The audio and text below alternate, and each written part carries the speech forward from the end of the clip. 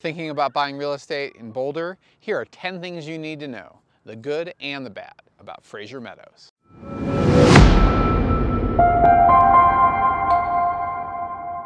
Hey everyone, it's Osman with House Einstein. I've been a realtor here in Boulder, Colorado for nearly 20 years. Our mission is to educate our buyers and sellers to help you make a smarter real estate decision. First things first, let's talk about the location and the history of Frasier Meadows. Frasier Meadows is located between Table Mesa Drive, US 36, and Baseline. Now those are the unofficial boundaries, but that's what everyone thinks of as Table Mesa. Officially, Frasier Meadows is actually quite a bit smaller than that, and the location boundaries that everyone thinks of as Frasier Meadows includes Navajo Court and parts of Key Waden. But over time, it's just all become Frasier Meadows. Now, from a history perspective, the neighborhood was developed in the 1950s by Elmer W. Frasier, and he would later go on to donate 20 acres of land, which later became the Frasier Meadows Manor Retirement Community. Okay, let's talk about the good. Frasier Meadows is a land of large, rambling, single-story houses, and this property type works for the most types of buyers, particularly those that might have a mobility issue now or in the future. You'll also find multi-story or multi-level houses as well as two-story houses in the neighborhood. There are a wide variety of house types in Frasier Meadows. Number 2. In addition to single-family houses, you'll find a wide variety of attached dwellings on the east side of Frasier Meadows. These include townhomes and condos and apartments at the Bramford or Laguna or Meadows on the Parkway condos. And these properties are turnkey, lock and leave at more affordable prices than you'll find in many other parts of Boulder. Number 3, location.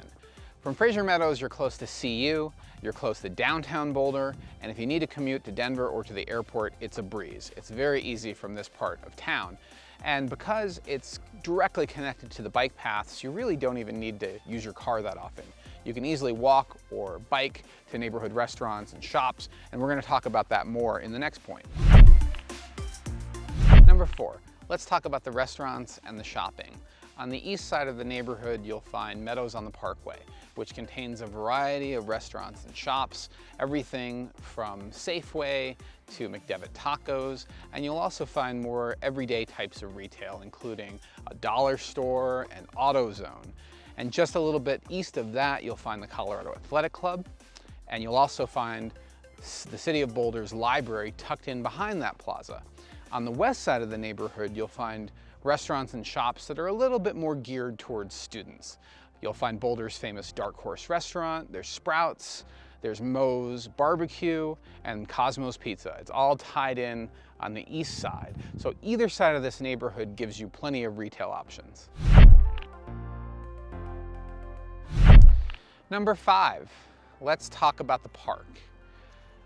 What was once Thunderbird Park was renamed in honor of Admiral Arleigh Burke, or 31-Knot Burke, who served in both the Eisenhower and Kennedy administrations as Chief of Naval Operations. And this park is a fantastic resource for the community. It's a great spot for bird watching. It's also a great spot for a quiet walk or introspection or meditation. And it's situated close to all of the retail. Okay, so now let's talk about the bad. Starting with Thunderbird Lake. It's a lake that's fed by groundwater, and over the years, as more sump pumps have been installed, groundwater levels have actually dropped in the city of Boulder, and the lake has been receding. For a number of years, the city of Boulder was adding potable tap water to maintain surface water levels, but that stopped in 2012. There was a major flood, as you probably know, in 2013, which caused the shoreline to expand back to its historic levels. But since then, it's continued to recede. And it's unclear if the city of Boulder will continue to use potable water to refill the lake going forward. Number 2, flood risk. Most of the neighborhood is not in the floodplain, but the east side of what's commonly considered Frasier Meadows is, and it did sustain major flood damage during the 2013 flood event. That pattern is likely to occur again, depending on how the city deals with mitigation going forward. Okay, number 3. Frasier Meadows is a little bit further from mountain open space trails. It's true on the west side of the neighborhood there's some dirt and some social trails, but if you actually want to run or hike on mountain trails, there's a really good chance you're going to be hopping in the car to get to the trailhead.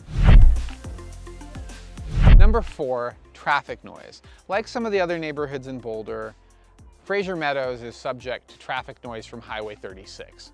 It's a steady drone and rush of traffic that gets particularly bad around rush hour, and it mostly affects the row of homes that is directly adjacent to the highway itself.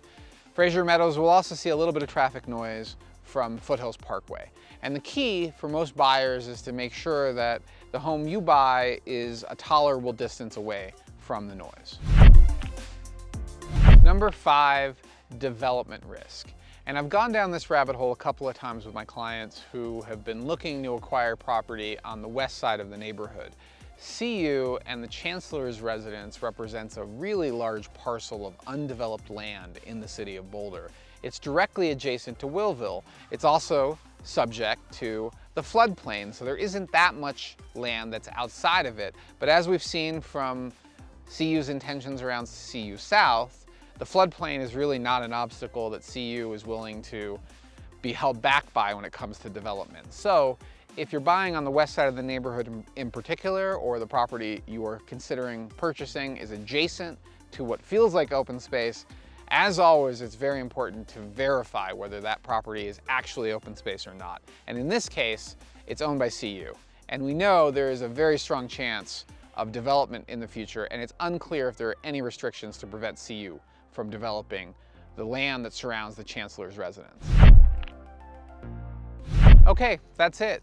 10 things about Frasier Meadows, the good and the bad.